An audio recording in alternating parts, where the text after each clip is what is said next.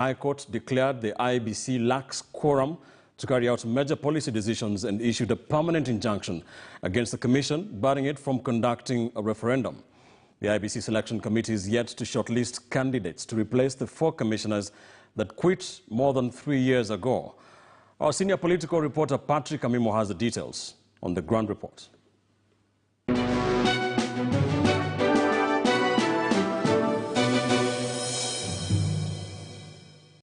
Since April 2018, Wafula Chebukati has been running the commission with 2 other commissioners, Professor Abdi Guliye and Boya Molo. The 7-member IEBC selection panel appointed in April 2021 is yet to shortlist candidates to fill the 4 vacant positions, despite receiving 666 applications by mid-last month. There is a lacuna in law to fast-track the hiring process. Once they get those applications, there is no clear parameters in law which say how long do they take. The only other time we see a timeline is when the president receives the names and he has 14 days to send them to Parliament for approval. The Commission Secretariat is not fully constituted. In July 2019, the Labour Relations Court barred IEBC from conducting interviews for the Chief Executive Officer. The CEO is responsible for making executive decisions. The workings of the Secretariat are affected by the fact that we still don't have a substantive appointee to that position. What should be the IEBC focus now? There should be early preparations for the elections. The Commission should ensure that they have the finances they need for the 2022 elections.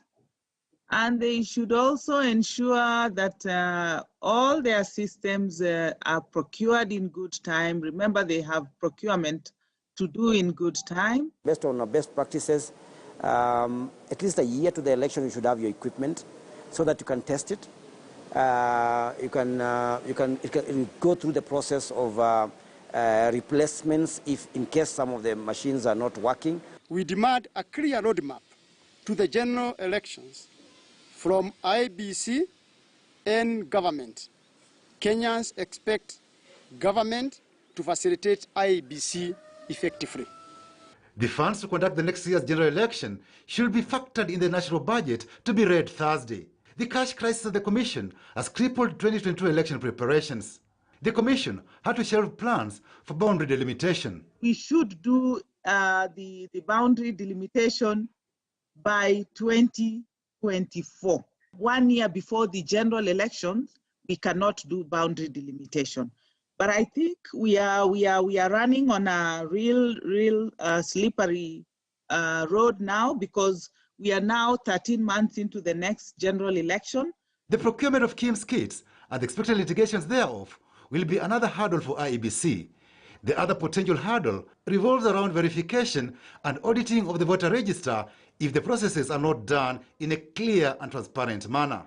Patrick Amimo, KTN News.